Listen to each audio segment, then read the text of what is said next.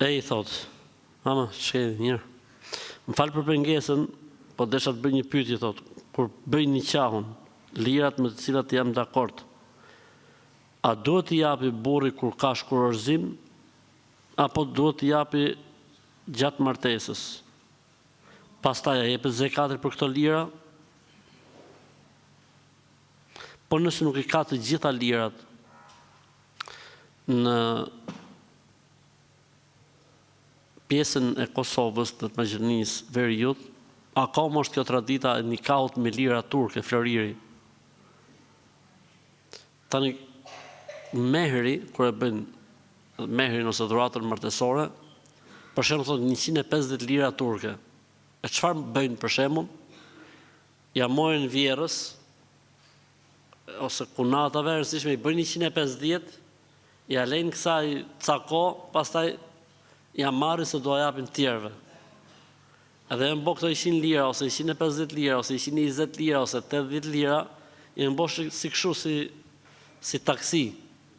E përdoret për këtë rast, përdoret për këtë rast, përdoret për këtë rast.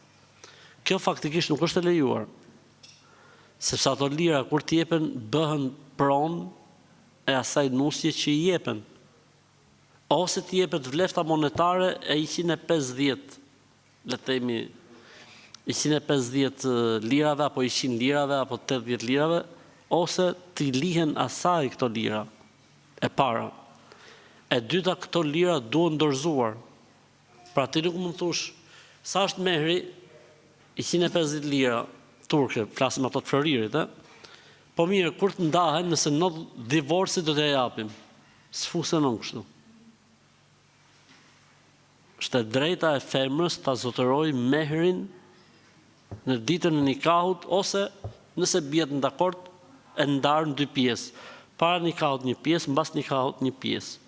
Po jo të presim kur të ndahet. Po haku i femrës, që është mehri, pra nuk funksionon në këtë mënyrë. A duhet dhënë zekati për këto lirat e arit turke, që kanë si traditë akoma? Po, duhet dhënë zekati. Duhet dhënë zekati si floririn përgjithësi, në mendimin më të drejtë të dietarëve. Se ka një mendim që thotë nuk obligohet, po më saktë është që duhet dhënë zekati.